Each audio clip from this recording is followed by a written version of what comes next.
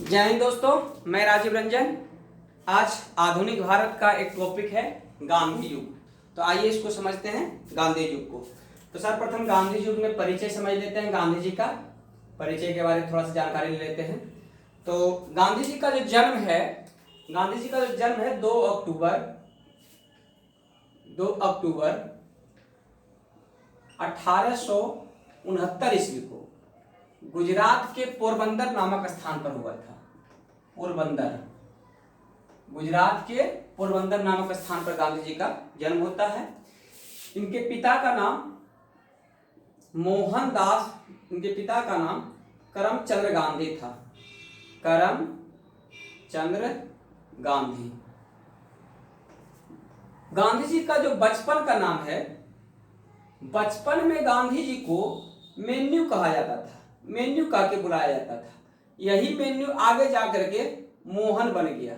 पहले बचपन में मेन्यू कहा जाता था और आगे जाके गांधी जी को मोहन कहने लगा। लेकिन बाद में गांधी जी का पूरा नाम मोहनदास करमचंद गांधी हो जाता है। मोहनदास करमचंद्र गांधी, क्योंकि इनके पिताजी का नाम करमचंद गांधी था और इनको बचपन में मोहन कहा जाता था। बाद में अपना पूरा नाम में मोहन तो था ही, अपने पिताजी का नाम रख दिए, ऐड कर दिए करमचंद गांधी। इसलिए गांधी जी का पूरा नाम है मोहनदास करमचंद गांधी, पूरा नाम। गांधी जी की माता का जो नाम था वो पुतलीबाई गांधी उनकी माता थी। और इनकी जो पत्नी थी उनका नाम था कस्तूरबा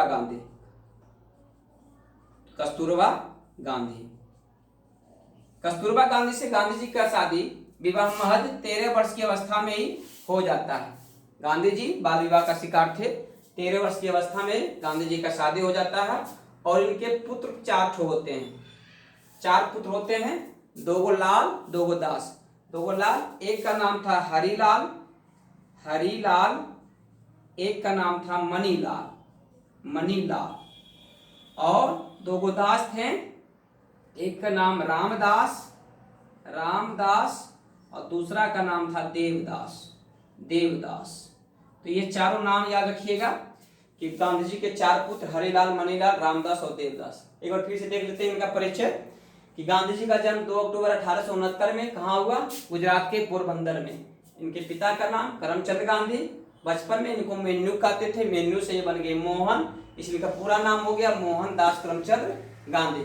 गांधी जी का माता का नाम पुतलीबाई गांधी था और पत्नी के नाम कस्तूरबा गांधी। शादी मात्र 13 वर्ष की अवस्था में। 4 पुत्र होते हैं, हरिलाल, मनीलाल, रामदास, देवदास। 2 लाल 2 दास।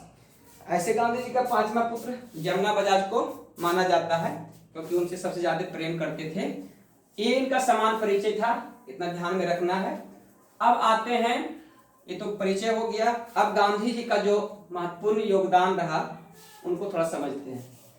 तो 1869 में तो आप लोग अभी पढ़े होंगे, 1869 में इनका जन्म हो जाता है और महज 20 वर्ष की अवस्था में, मतलब 20 अगर जोड़ दीजिएगा तो कितना हो जाएगा? 1889।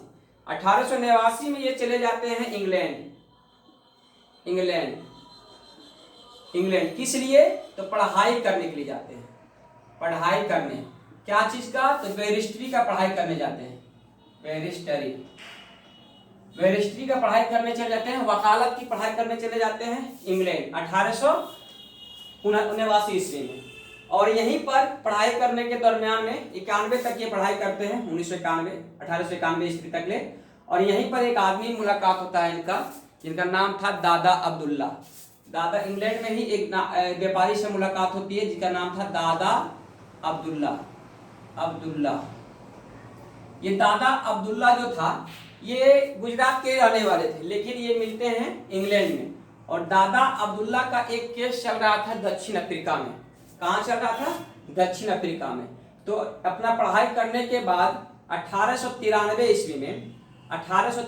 ईस्वी में गांधी जी दक्षिण अफ्रीका जाते हैं। किस लिए? तो दादा अब्दुल्ला जो मिले थे इनका केस लड़ने के लिए 1893 ईस्वी में।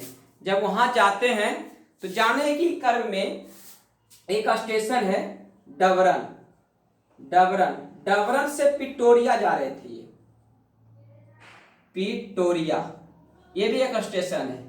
डबरन से पिटोरिया जाने के क्रम में जो है गांधी जी को एक बीच में स्टेशन पड़ता है जिसका नाम था merit Petersburg, merit Petersburg, merit Petersburg में गांधी जी को उतार दिया जाता है। क्यों? क्योंकि ये काले थे और उस टाइम दक्षिण अफ्रीका में ब्लैक और व्हाइट गोले कारे की नीति बहुत ही वर्चस्व के चल रहा था, तो इसीलिए इनको, ब्लैक थे इसलिए इनको पीटर्सबर्ग में उतार देते हैं। यह जो घटना है, यह घटना है 7 जून 1893 का, और ये यहाँ पर उतार देने के बाद गांधी जी को रात हो जाता है, और 7 जून की रात बहुत ठंड की रात थी, और वहीं पर रात भर ये इसी रेलवे स्टेशन पर गांधी जी गुजारते हैं। तो ये था 1893 के जाने के क्रम में। तब इससे गांधी जी के हृदय पर बड़ा गहरा प्रभाव पड़ा कि हम यहाँ केस लड़ने के लिए आए हैं और यहाँ देख रहे हैं कि हमारे भाई लोग के साथ बहुत ही अत्याचार हो रहा है। इसीलिए क्या किए, 1894 जस्ट एक साल बाद 1894 में एक नेटाल प्रांत था, दक्षिण अफ्रीका में एक नेटाल प्रांत था, वहां पर नेटाल इंडियन कांग्रेस की स्थापना करते हैं, नेटाल इंडियन कांग्रेस की स्थापना करते हैं। जितना भी एशिया देश के लोग थे, एशियाई देश के जितना भी लोग थे, भारत के लोग थे उसमें शामिल, तो एशियाई लोग के सभी को इकट्ठा करके एक संगठन बनाए जिसका नाम रखे नेटाल इंडियन कांग्रेस। नेटाल क्या था? दक्षिण अफ्रीका का एक छोटा सा जगह था, वहीं पर प्रथम बार एक संगठन बनाया जिसका नाम रखे नेटाल इंडियन कांग्रेस, और ये सभी को अपना नीति से अवगत कराते हुए कि ये जो इतना अत्याचार कर रहे हैं दक्षिण अफ्रीका की सरकार हम भारतीय को, हम एशियाई देश के लोगों को, उसके खिलाफ से ये जंग का आगाज कर देते हैं जस्ट 1894 में। और गए तो दादा अब्दुल्ला का केस लड़ने के लिए 1893 में, लेकिन 21 वर्ष तक गांधी जी दक्षिण अफ्रीका में रहे, क्योंकि एशियाई जितने भी एशियाई लोग रह रहे थे उसको न्याय दिलाने के लिए। तो आइए समझते हैं। तो 1894 में क्या हो गया? 1894 में नेटाल इंडियन कांग्रेस की स्थापना हो गया। उसके बाद 1903 में क्या करते हैं, एक पुस्तक अखबार लिखते हैं, द इंडियन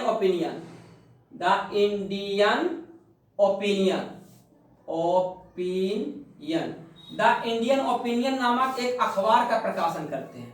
कब? अखबार का 1903 ईस्वी में। और उसके बाद जस्ट एक साल के बाद 1904 में एक आश्रम की स्थापना करते हैं जिसका नाम है फिनिक्स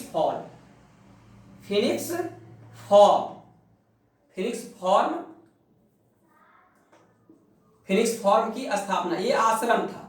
तो गांधी जी द्वारा स्थापित किया गया पहला आश्रम दक्षिण अफ्रीका में है जिसका नाम है फिनिक्स फॉर्म। यहां से पूछा भी जाता है कि सबसे पुराना आश्रम कौन सा है, ऑप्शन में रहेगा फिनिक्स फॉर्म।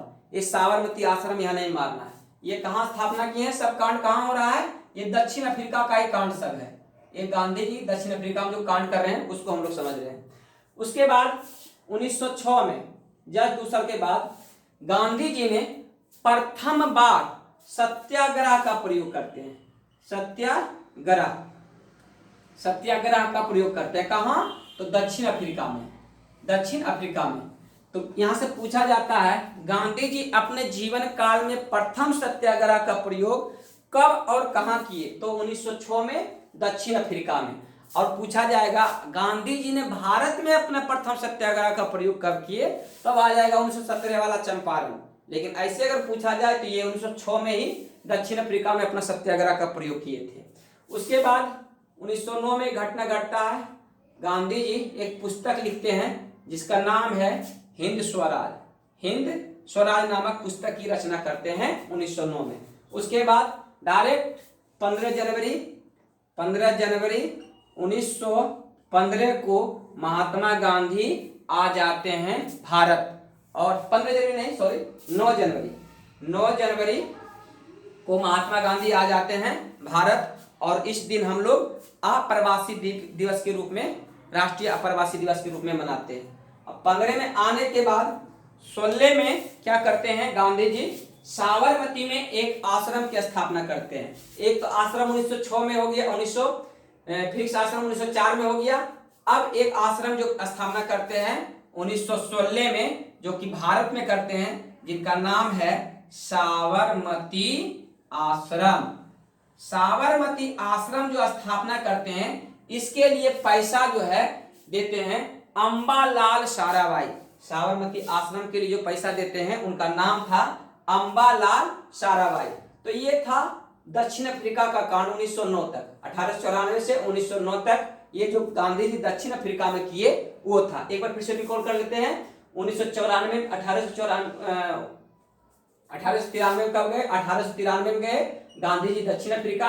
1894 में क्या किए, नेटाल इंडियन कांग्रेस की स्थापना किए, नेटाल इंडियन कांग्रेस। 1903 में क्या हुआ, द इंडियन ओपिनियन नामक अखबार के प्रकाशन किए। 1904 में प्रथम आश्रम की स्थापना करते हैं जिसका नाम है फिनिक्स फॉर्म। 1906 में गांधी जी प्रथम सत्याग्रह का प्रयोग करते हैं। 1909 में हिंद स्वराज की नामक पुस्तक की रचना करते हैं, और 9 जनवरी 1915 को गांधी जी भारत चलाते हैं। दक्षिण अफ्रीका में ही गांधी जी के गुरु जो थे, राजनीतिक गुरु, गोपाल कृष्ण गोखले से मुलाकात होती है। गोपाल कृष्ण गोखले के बाद मिलने के बाद गांधी जी पूछते हैं कि बताइए गुरुदेव, भारत में जाकर के हम अपना सत्याग्रह का सही इस्तेमाल कैसे कर सकते हैं। तो उनको बताते हैं कि पहले तुम 2 पुस्तकें पढ़ो। तो गांधी जी को बताए गोपाल कृष्ण गोखले जो उनके राजनीतिक गुरु थे, बोले कि पहले तुम रस्किन का बुक पढ़ो, रस्किन, और एक लियो टॉल्स्टॉय।